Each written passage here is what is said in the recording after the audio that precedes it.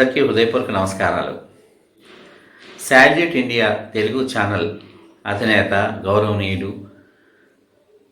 ప్రముఖ దర్శకులు శ్రీ కేఎస్ఆర్ కొత్తపల్లి శేషు గారు ప్రతిష్టాత్మకంగా మరియు అత్యద్భుతమైన సందేశాన్ని సమాజానికి అందిస్తూ నిర్మించిన నేను రాను బిడ్డ లఘు చిత్రం ఈవేళ యూట్యూబ్లో ఎంతో ప్రేక్షకాదరణని పొందుతూ ముందుకు సాగుతోంది.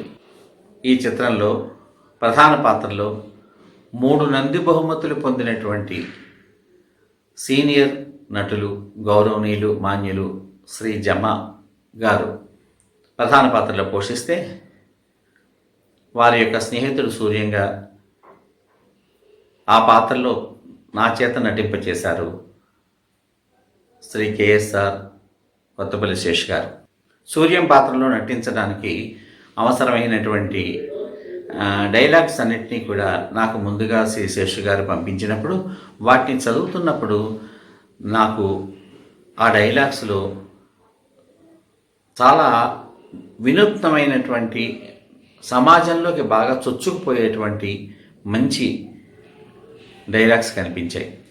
వాటి యొక్క రచన, కథా రచన, డైలాగ్స్ రచన అంతా కూడా శేషు గారే. ఆ డైలాగ్స్ చదువుతున్నప్పుడు నాకు సినీ రచయిత స్వర్గీయ వేటూరి సుందరరామూర్తి గారు జ్ఞప్తికి వచ్చారు. ఎందుకంటే వేటూరి సుందరరామూర్తి గారు తన యొక్క పాటల్లో ఒక పదాన్ని తీసుకుని వేరువేరు సందర్భాల్లో ఆ పదాన్ని వేరువేరు అర్థాల్లో వాడతారు. ఒకే పదాన్ని వేరువేరు అర్థాల్లో వాడతారు. ఉదాహరణకి చిన్నదానను, చిన్నదానను. చిన్నదానను అంటే నేను చిన్నపిల్లని, చిన్నదానను అంటే నీకోసం వేచి ఉన్నాను అంటే కేవలం ఒక అక్షరం మార్పుతోటి అత్యద్భుతమైనటువంటి భావాన్ని పలికించగలిగినటువంటి గొప్ప పాటల రచయిత శ్రీ వేటూరి సుందరరామూర్తి గారు.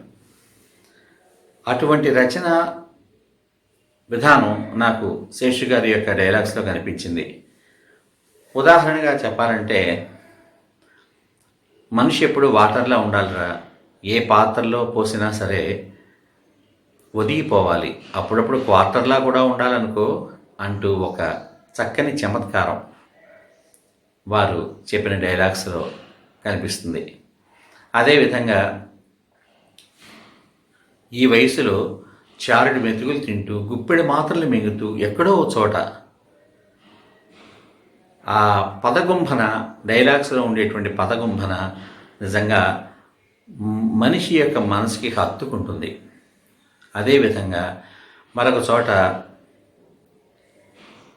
ఈ చేత్తో ఎన్నో పాత్రలు సృష్టించిన రచయితని నేను, అటువంటిది నా పిల్లలు తిని పడేసినటువంటి పాత్రలు కడుగుతున్నాను అనేటువంటి ఒక డైలాగు నాకు చాలా అత్యద్భుతమైన, అత్యంతగా ఇష్టమైనటువంటి డైలాగు. ఆ డైలాగ్స్ యొక్క రచనలో వారి రచయితగా చాలా పరిణితి స్థాయిలో రచన చేశారు అని నేను ఖచ్చితంగా చెప్పగలను. ఆ చిత్రం యొక్క సందేశం చూస్తే వారు ఎంత గొప్ప రచయితగా రాణిస్తారో భవిష్యత్తులో మనమే తెలుసుకోవచ్చు కొంతవరకు కూడా.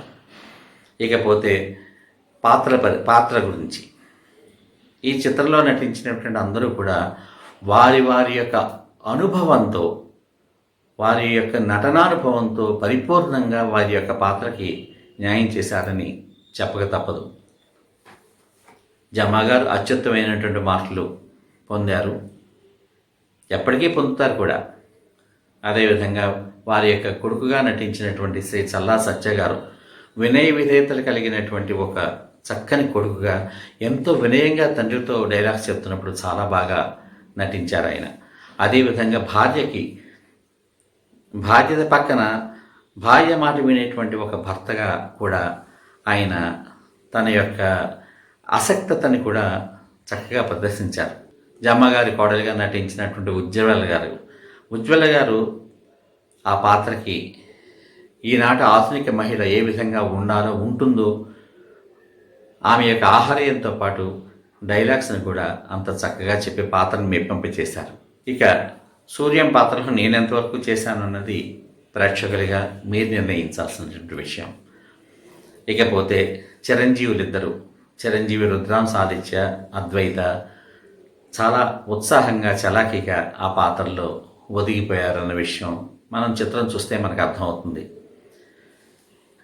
ఈ సందర్భంలో ఆ చిన్నారుల యొక్క తల్లిదండ్రులు గౌరవనీయులు శ్రీ పి శ్రీనివాస్ గారు, అదేవిధంగా వారి యొక్క అన్నగారు శ్రీ పి శ్రీరాములు గారు, వారిద్దరికీ కూడా ప్రత్యేకమైనటువంటి కృతజ్ఞతలు చెప్పుకోవాల్సిన కనీస బాధ్యత మాకున్నది. కేవలం ఒకరోజు మాత్రమే షూటింగ్ అని అనుకుని వెళ్ళిన మేము విపరీతమైనటువంటి వర్షాభావం వల్ల 2 రోజులు అక్కడ ఉండిపోవాల్సి వచ్చింది. మేము అక్కడ అడుగుపెట్టిన మొదటి క్షణం నుంచి ఆఖరి క్షణం వరకు కూడా వారు ఇచ్చినటువంటి ఆతిథ్యము, ఆశ్రయము, వారు చూపినటువంటి ఆదరాభిమానాలు నిజంగా ఎటువంటి వ్యక్తికైనా సరే జీవితాంతం గుర్తుపెట్టుకునేటువంటి విధంగా వారి యొక్క ఆతిథ్యం, ఆశ్రయం మాకు లభించాయని ఖచ్చితంగా చెప్పాలి. అంత అత్యున్నతమైనటువంటి మంచి మనసు కలిగిన వ్యక్తుల ఆతిథ్యం లభించడం నిజంగా మా టీం యొక్క అదృష్టం.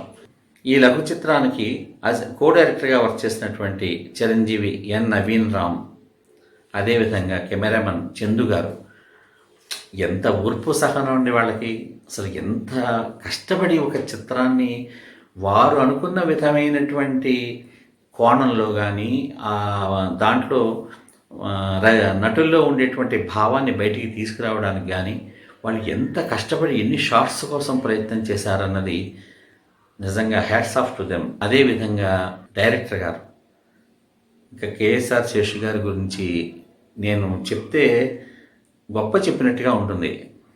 ఆయన ఎంత గొప్ప పని రాక్షసుడో. ఓ పక్కన వర్షం విపరీతంగా కురిసిపోతోంది.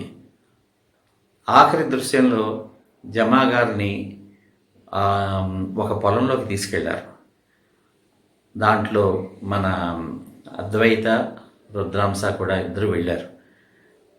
ఆ షార్ట్స్లో ఓ పక్కన వర్షం పడిపోతున్నా సరే 5-6 సార్లు వారు అనుకున్నటువంటి భావం పలికేంత వరకు కూడా చక్కటి డైలాగ్స్ చెప్పించి చాలా బాగా తీశారు. ఆ దృశ్యం అనిపించింది. ఎంత సహజంగా ఉందంటే అది అసలు మొత్తం లఘు చిత్రానికి అంతటికీ కూడా ఆఖరి దృశ్యం ఒక పునాదిగా మిగిలిపోయేంత అత్యద్భుతంగా దాన్ని మలచిన ఘనత ఖచ్చితంగా శేషు గారిదే. కృషితో నాస్తి దుర్భిక్షం అన్న నానుడి మనందరికీ తెలిసిందే. కానీ ఎంత కష్టపడితే అంత అత్యద్భుతమైన ఫలితం లభిస్తుంది అని చెప్పడానికి మాత్రం ఖచ్చితంగా ఈ చిత్రంలో ప్రతి సెకను కూడా శేషు గారి యొక్క దర్శకత్వ ప్రతిభ, అటు రచన దగ్గర నుంచి ఆఖరి శుభం కార్డు వరకు కూడా వారి యొక్క కృషి అణువణువున కూడా స్పష్టంగా ద్యోతకం అవుతుంది మనందరికీ కూడా. ఈ చిత్రంలో అటువంటి చక్కని ఒక పాత్రలో నన్ను నటింపచేసినందుకు, అదేవిధంగా నాకు ఎంతో ఉత్సాహాన్ని, ప్రోత్సాహాన్ని ఇస్తూ నా తోటి నటీనటులందరూ కూడా ఎంతో చక్కగా నాకు సహకరించి నటింపచేసినందుకు నేను నా హృదయపూర్వకమైనటువంటి నమస్కారాలు తెలియచేసుకుంటున్నాను. ఇలాంటి సందేశాత్మకమైనటువంటి చిత్రాలు శ్రీ శేషు గారి రచన, దర్శకత్వ ప్రతిభలలో మరెన్నో రావాలని, సమాజాన్ని మేలుకొల్పే దిశగా వారి యొక్క చలనచిత్రాలు కానీ, లఘు చిత్రాలు కానీ తీసుకువెళ్ళి వారికి అపారమైనటువంటి కీర్తి ప్రతిష్టలు తీసుకురావాలని నేను మనస్ఫూర్తిగా కోరుకుంటున్నాను. ఏదేమైనప్పటికీ కూడా ఈ చిత్రం ఇంత బాగా నడిపిస్తున్నందుకు టీం అందరికీ కూడా, ఆ విధంగా కృషి చేసిన టీంలో ప్రతి ఒక్కరందరికీ ఒక సమిష్ట విజయానికి సాంకేతికంగా ఈ చిత్రం నిలబడింది అని నేను మనస్ఫూర్తిగా భావిస్తూ, అందరికీ కూడా ప్రేక్షక దేవుళ్ళకి, ఈ చిత్ర యూనిట్ సభ్యులందరికీ కూడా ఒక సాటి కళాకారుడిగా నా యొక్క హృదయపూర్వకమైనటువంటి శుభాకాంక్షలు, శుభాభినందనలు తెలియచేసుకుంటూ నమస్కారం, సెలవు. మీ కొత్తపల్లి ఉదయబాబు.